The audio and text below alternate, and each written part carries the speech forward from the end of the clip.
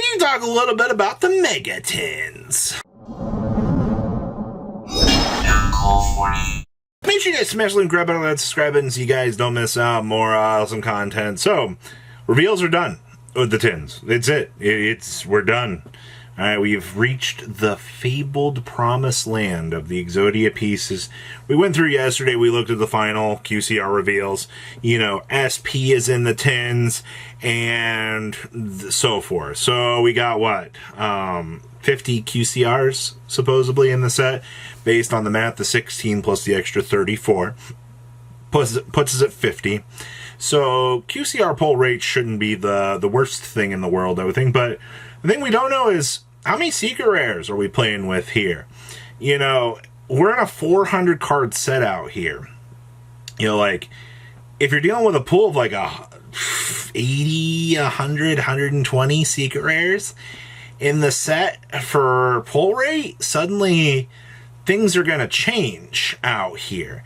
And you're going to have a lot of things you're not going to want to see. One of those being the tokens. And I talked about that yesterday as well. You know, like, imagine you open up you buy a singular tin for what, the is it $22 that they are on MSRP from your local LGS, and you pull both tokens. Well, congratulations, you know, there just went your big slots.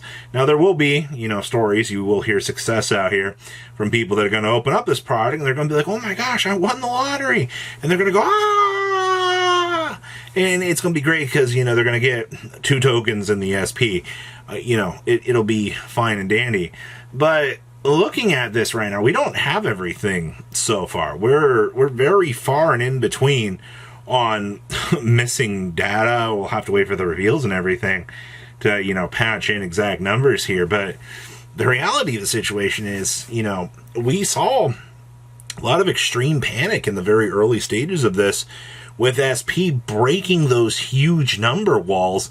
And, you know, as soon as the announcement came, it was really funny, by the way, because I was just in a 12-hour span that the card starts receding back up to $90, spins back around and goes back down to 65 post-announcement. Now you're kind of looking at the card right now. It's kind of in the same situation here. The thing is, like, is it worth it to start to try to pull an SP from the tins? And I still think the answer is absolutely not.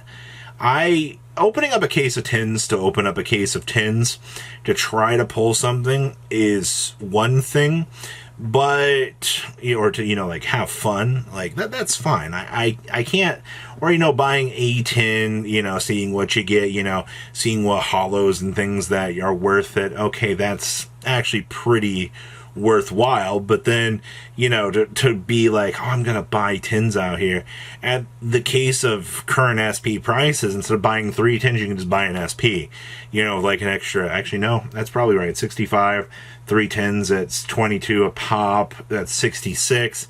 You're just better off just buying the card that you need.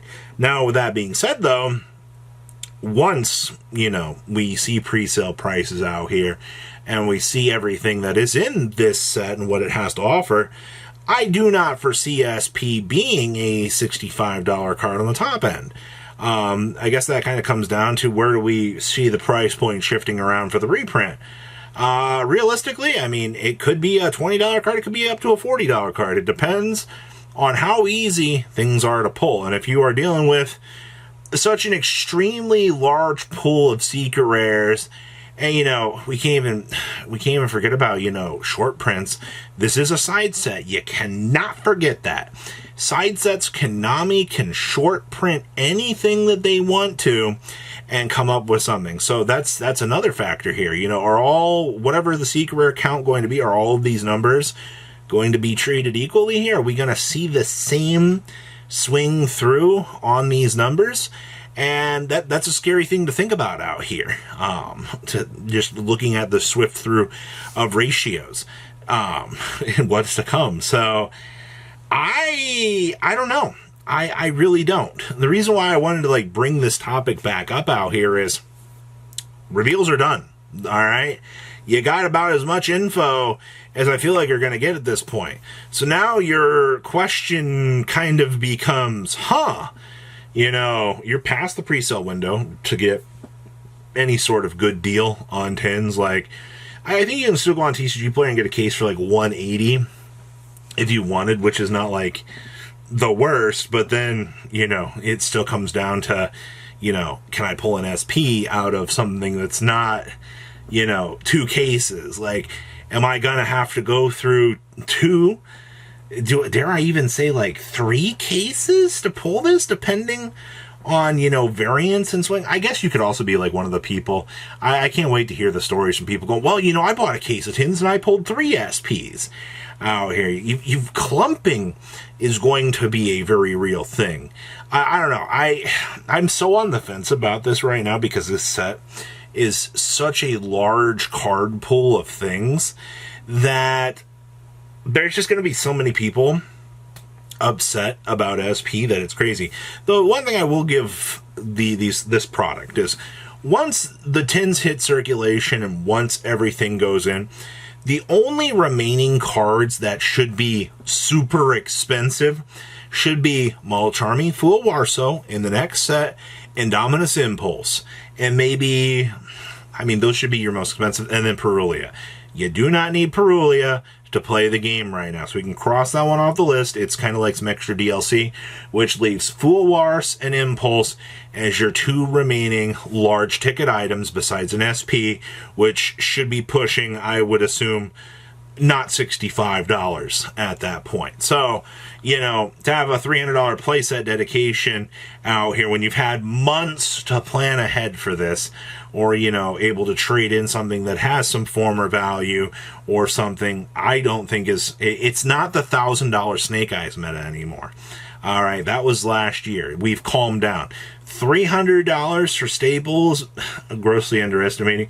See, the big thing here is, on the side note here for Fool Wars, Fool Wars will have that QCR if it is a secret rare or an ultra, which automatically takes the secret rare price and pushes it down because we have that higher rarity available slot.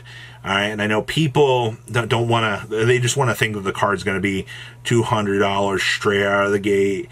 It's not going to happen. You have the higher rarity card doing its job, which is pushing down on the budget things. Now, like I said, you're looking at like 200, but or you're looking at like maybe 100, and whatever Dominus Impulse is going to do. You might be looking at like 450 for staples, but you also don't need Impulse. Like, you can play a deck without Dominus Impulse being needed. So once again, kind of roll back to this. Fool Wars is the only real crazy thing you need at this point going forward, and that's 1 card times 3. Okay. So, all things said and done here at the end of the day, I would be very patient with the tins. I would use pre-sales when we do get to the openings as a benchmark to see what people are planning to do in terms of the secondary market. You got to remember that so much of this market is driven by supply and demand. I hope you took an economics class, because the amount of people whose comments I read that don't understand supply and demand, they're like, cards should be cheap. Yes, cards should be cheap, but that doesn't stop 10,000 people from needing a card when there's just not a supply to support 10,000 people, because once those cheaper cards start getting bought up, cards start to rise in price because the supply is dwindling. Now people can charge whatever they want. Welcome to an open market economy where you can charge whatever you want on a card, and you as a consumer need to make your decision. Is this worth it, in my opinion, to purchase it? It's such a crazy thing to see. I don't see a world where these tins are a successful product this year. I think that singles will be the biggest way to go on them. I am fearful of a lot of bad stories to come with these, because we're 3 years running. The quarter centuries, I think, are a cool idea. I think it's Konami's last-ditch effort to try to balance us out without, just putting promos back in the tins. I don't know why they're just not doing the whole promo thing.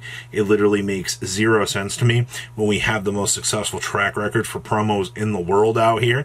But, Konami just doesn't want to do that. And I don't know why. It's, what works out here, but yet you choose just to not acknowledge it. It's relatively interesting. So, yeah, leave a comment down below. Tell me what you guys think. And I'll see your beautiful faces back here in a day, guys. Peace.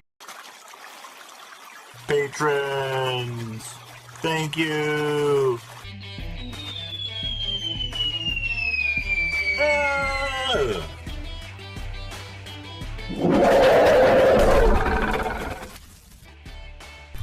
Thank you so much for watching. Check out these other videos.